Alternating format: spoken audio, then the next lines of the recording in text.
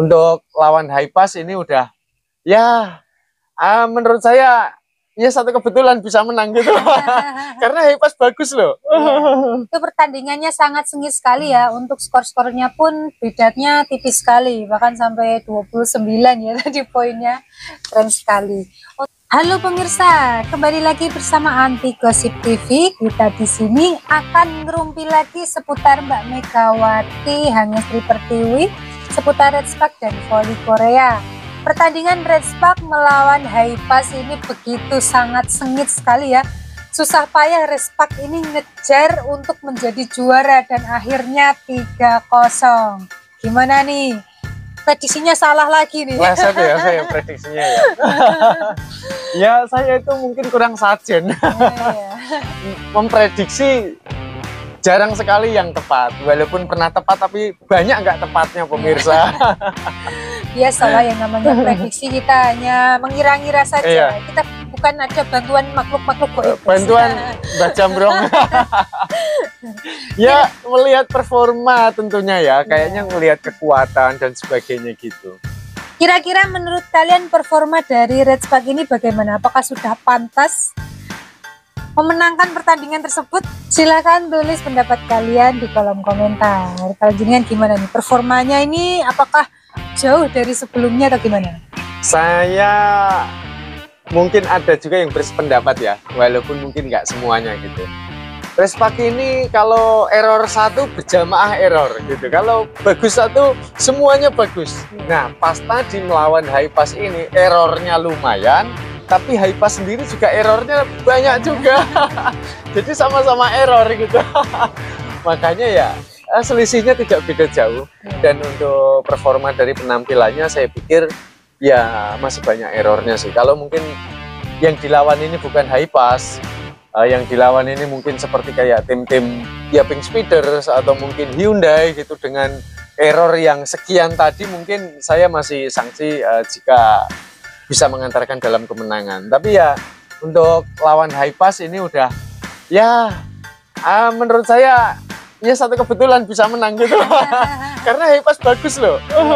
Itu pertandingannya sangat sengit sekali ya. Untuk skor-skornya pun bedanya tipis sekali, bahkan sampai 29 ya tadi poinnya.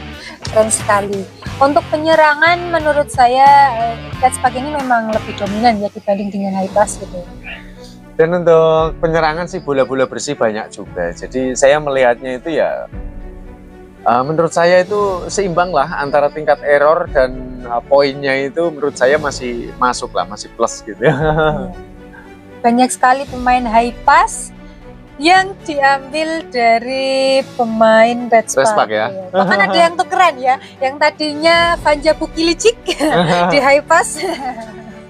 Sekarang Kim Sein yang tadinya bermain bayangan Redspark sekarang berada di Hypas. Mungkin gitu aturannya jika mungkin pindah klub harus memberikan pemain kompensasi, bisa jadi mungkin. Seperti Soyung juga akan pindah IPK Altos, kemudian juga ngasih pemain kompensasi ke Redspark. Apa itu gimana? Kan karena pemain lokal. Nah, kalau ini kan Vanja Bukilic kan pemain asing, jadi kontraknya kan setiap musim. Gitu. Terus kira-kira gara-gara apa tek-tek ya? Mungkin saja. Tapi Kim Sein di Hypas ini cukup dimainkan lumayan sering ya. Tadi beberapa kali dia ini serve gitu ya. Dan mainnya juga lumayan lama gitu. Jadi dibanding dengan Lee Soyung ketika di IPK Altos gitu. Tapi ya seperti Vanja Bukilic ya, dari mantan klubnya dia pindah ke Redspark ini terus tiba-tiba menduduki 3-0 kan satu kebahagiaan yang telak untuk Bukilicic ya. Kalau untuk Kim Sein ini adalah sesuatu kekecewaan tentunya ya. Dong. Biasanya Redspark itu walaupun 1 poin tetap dapat gitu ya. Ini mah 0 sama sekali gitu. Sejauh ini kita main kan saya belum pernah melihat Redspark itu dikalahkan 3-0. Paling tidak 3-1 lah gitu ya. Ada netesnya gitu lah. Cah telur ya.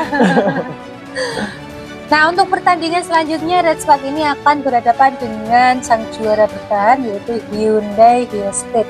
Kira-kira nih menurut kalian apakah Redspark bisa mengalahkan Hyundai atau bahkan dibalikkan 3-0 seperti dia melawan Hypas? Jadi Redspaknya kosong. Jadi jangan sampai ya. Silahkan tulis pendapat kalian di kolom komentar.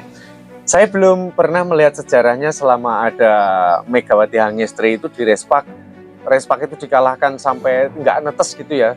Walaupun lawan Pink Speeder, lawan Hyundai itu pasti selalu netes walaupun satu gitu. Satu atau dua itu pasti gitu. Jadi belum pernah Respak ini dikalahkan 3-0. Belum saya melihat itu. Kira-kira nih untuk pertandingan nanti pada tanggal 8 November ya.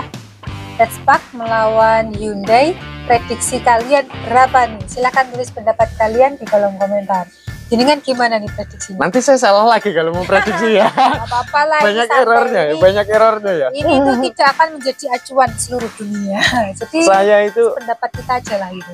Saya melihat dari errornya Redspak sebetulnya ya. Kalau permainan dari sisi penyerangan saya rasa Redspak ini sudah selevel dengan Hyundai gitu. Ya saya memprediksi 3-2 saja lah. 3 dimenangkan oleh Hyundai dan 2 dimenangkan oleh Redspak. Jadi nanti akan didapati poinnya itu oleh Hyundai gitu. Itu saya. Tapi harapannya ya tetap Megawati Megatron harus menang dong gitu ya. Ya bismillah ya. Megawati semoga menang bersama Redspak melawan Hyundai gitu loh. Waduh. Ini pertandingan yang kita tunggu-tunggu, apalagi nanti setelahnya kayaknya kalau nggak salah ya akan ada pertandingan Redspak melawan Pink Speeder nanti setelah dengan Hyundai ini. Nah ini yang paling menentukan sekali dalam pandangan saya kalau Redspak ini bisa menyelamatkan lawan Pink Speeder bisa ya menang atau paling tidak 3-2 lah gitu ya. Terus kemudian lawan Hyundai ini bisa seimbang, itu mungkin saya rasa bisa masuk ke babak semifinal. Karena untuk jenjang awal yang penting kan bisa selamat sampai babak semifinal dulu gitu. Jadi kalau membayangkan Redspak ini nanti sudah pasti masuk ke babak semifinal gitu masih belum berani juga saya. Tapi yang paling terpenting doa yang terbaik dari kita semua ya. Mudah-mudahan nanti tidak hanya masuk ke babak semifinal tapi ya bisa juara 1 lah gitu. Apalagi Megawati ini kan katanya di musim yang terakhir ini ya berada di Korea Selatan.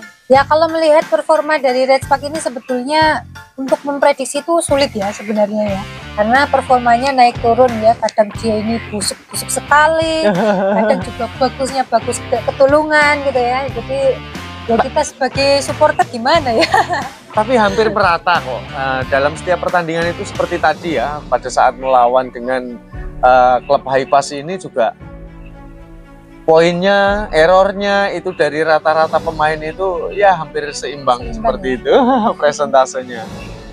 Oke, terima kasih buat teman-teman yang sudah mengikuti ngerumpi kita pada kali ini. Cukup sampai di sini ya. Kita lanjut lagi ngerumpi pada season berikutnya. Bye-bye.